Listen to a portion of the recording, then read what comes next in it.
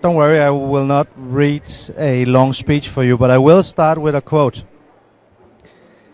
If people do not have the power to say things, I will say it for them. These are actually the words of Sócrates, but not the Sócrates you're thinking about, not the Greek philosopher, the Brazilian footballer, who is actually a son of Belém. So I thought that would be a good start for my introduction here today, because the question of just transition is really one where the ones in power, the ones who are able to influence decisions that affect people, needs to listen.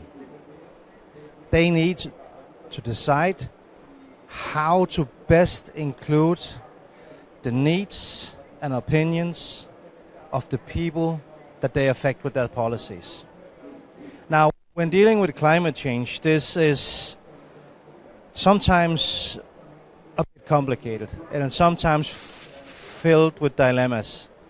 Because on one hand, one of the main reasons we struggle to fight climate change is because we know that if we don't, the consequences will hit the most vulnerable people in our societies the hardest. That we see already now. That's not something that we fear will happen in the future, unfortunately. It's something that's already happening now.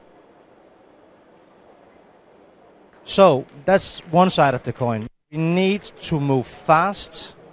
We need to move efficiently. We need to fundamentally transform societies. Why? Well, primarily to make sure that the consequences of climate change do not hurt us all, and specifically and especially the most vulnerable. But we also know that when we make these big transitions, there's a danger. And in here lies the dilemma. Because the transitions, if we don't manage them carefully, and sometimes even when we do, can and will have negative consequences on some people in our societies. So, what does that mean? Well, first of all, when transitioning away from one energy system to a different one, this entails thousands, actually hundreds of thousands, actually millions of people globally having to change their jobs. The jobs that they used to have disappears. If they don't disappear, they certainly need to acquire new skills and do different things. This leads to anxiety sometimes, of course. Will I lose my job? And for the people that actually do lose their job, that weren't actually able to acquire the skills needed to stay in their job, for them, it can be a social catastrophe. So we as politicians, decision makers, stakeholders, NGOs, everybody involved needs to take this very seriously. Why? Well, because of the moral imperative, and that's a part of this, of course, goes almost without saying, but also because a green transition is such a fundamental shift in a society that we need everybody on board. Now, we've all seen examples of what happens if we don't take this seriously. The yellow jerseys in the streets of Paris is one very famous example. Was that because people in Paris all of a sudden did not want to fight climate change? Is that because they really don't like the UNFCCC or the COP process? Of course not. It wasn't even on the table, wasn't even being discussed. What they protested about was a tax that, yes, that tax or those other things that increased the price of living in Paris might have been valid, seen from a climate policy perspective. But for these people, it hurt them so much, it hurt their everyday lives, that they felt they had to protest. They didn't see why it was fair that it was them that paid the bill. So,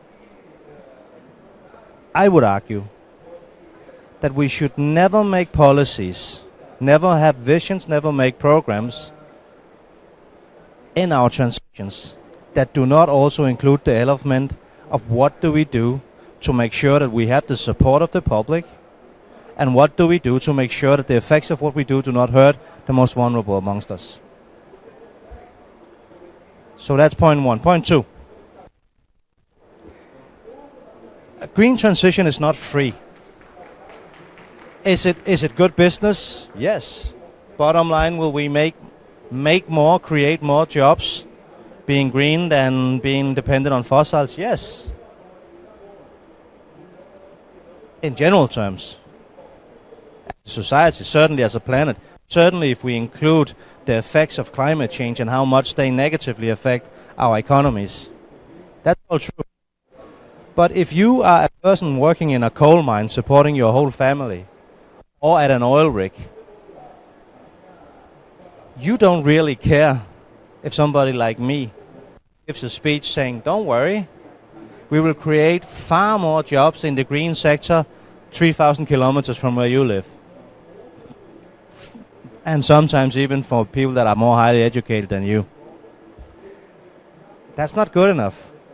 We need to be able to look people in the eyes, tell them in a credible way, we have a job for you also. We know that this decision will mean that you will have to do something different in the future. And we have to also create a narrative, not only a narrative, we have to create a real future for these people that's credible and that will make them better off than they were before. This is much easier said than done, but it can be done. See some Danes here in the audience. I'm from Denmark myself, so I hope you will allow me to use an example from the country I know best. So the city of Esbjerg in Denmark, that's the city in Denmark where we have the highest number of people employed in the oil and gas sector.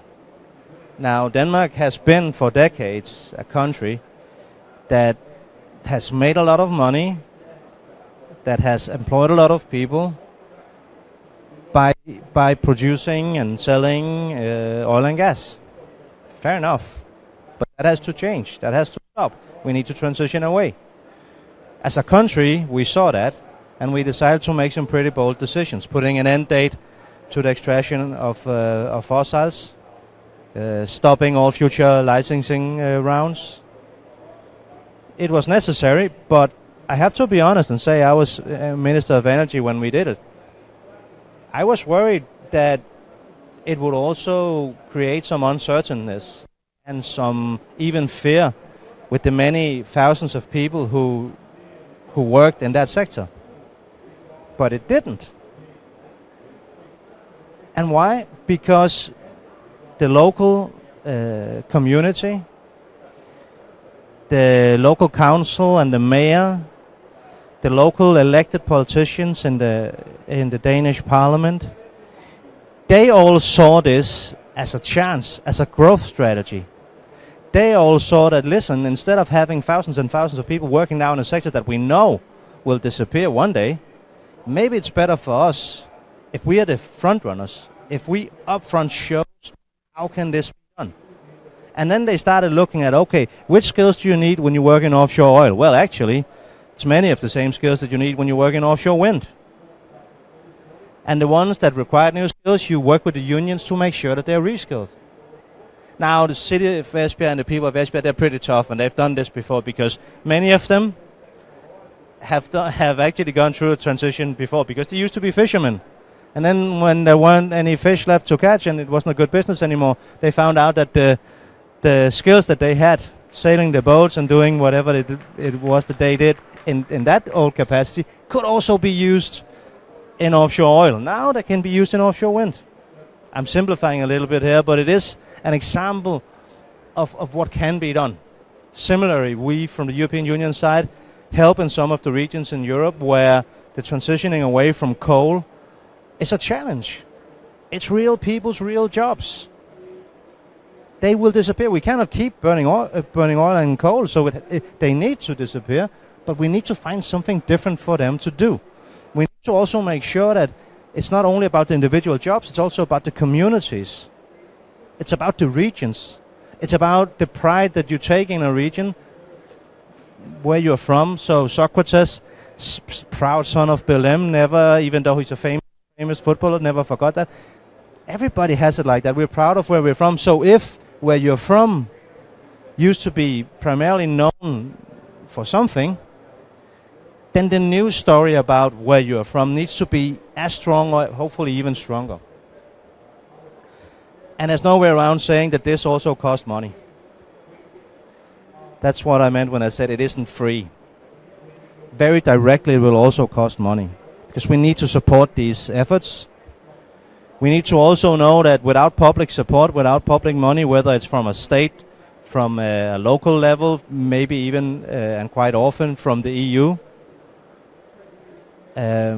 those money are, at the end of the day, taxpayers' money. Meaning two things. One, somebody paid tax so that we have those money, and if we want more of them, well, one possibility is that people pay more tax. Probably that can also have negative consequences. Second, and that's probably even worse, if you take them from the budget that you have, where do you take them from? Where do you take them from? Well, in many countries, often, they are also taken from policies that affect the most vulnerable. So again, it's the most vulnerable that stand to lose. And I think COP30 can be the COP. We've discussed this as all COPs I've participated in, but this can be the COP where we really focus on this, really bring this to the attention of decision makers all over the world, and really agree that we need to do more.